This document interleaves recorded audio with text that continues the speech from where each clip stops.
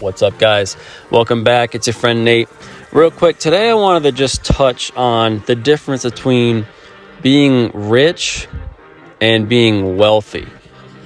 And being rich is just a matter of spending your income on material things. So you get a paycheck, you have the money, you can afford it, or you qualify for the purchase. And so you buy material things. Perfect example, right? You go driving on your way to work and you see, Range Rovers, you see the Mercedes-Benz out there, right? And you see the new Corvettes are everywhere now.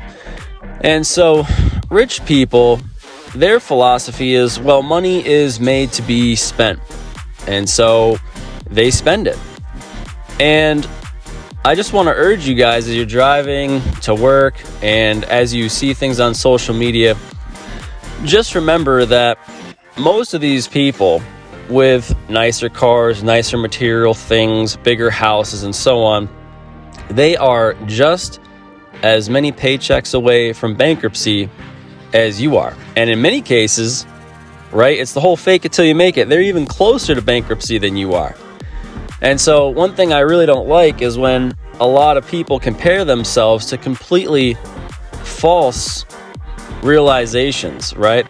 Image. It's all an image. It's all a facade. And what I urge you to do is to break away from that, right? Relieve yourself of the burden of comparison that you experience when you're looking on social media, on your way into work, all of those other things. Don't subject yourself to trying to compete with imaginary expectations, because we know and we continue to find out a lot of them are fraudulent anyway.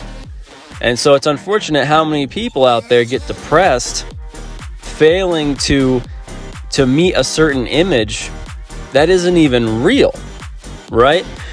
And so that's where I would say living a wealth-related lifestyle, a low-maintenance lifestyle, is significantly more healthy. I'll give you a perfect example. These guys out here driving $100,000 Corvettes, right? Well, they're also forgoing $100,000 every 7 years for the foreseeable future. And actually even more so, if you were to spend $100,000 on a car today, the alternative would be, if it was compounding at 10%, right? 7 years later, that $100,000 would be $200,000. And then 7 years later, that would be $400,000. And so there's no point in trying to keep up with people who have no regard for long-term wealth building and those who do not appreciate compound interest. And so being wealthy is where you change your philosophy to a claim on time instead of material things, a claim on experiences, not material things, right? So a perfect example for you guys out there, maybe you're looking at buying a new vehicle. Maybe you have two choices. One's $20,000 and the other's $30,000. The wealthy person looks at that scenario and says, okay, what is the difference in that $10,000? What does that really mean?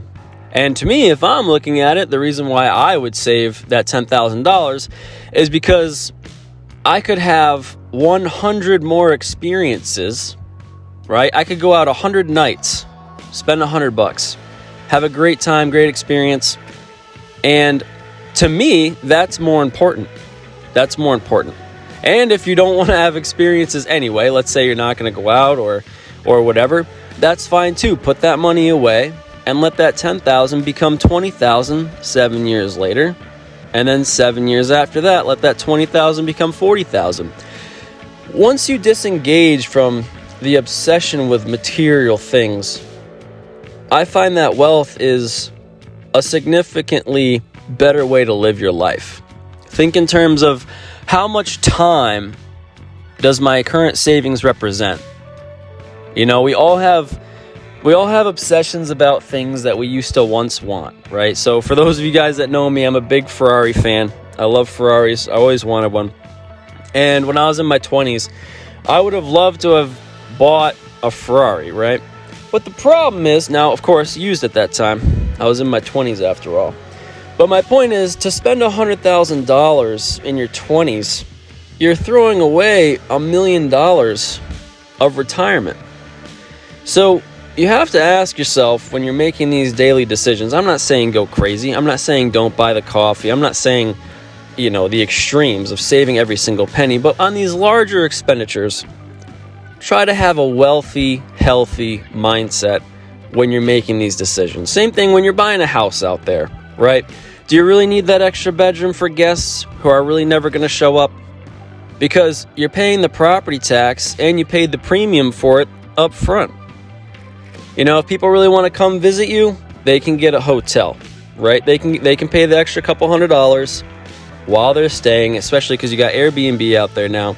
You don't need to have an empty spare bedroom for the rest of the remainder of your time while you own that house for guests that may or may not be there. We see that all the time.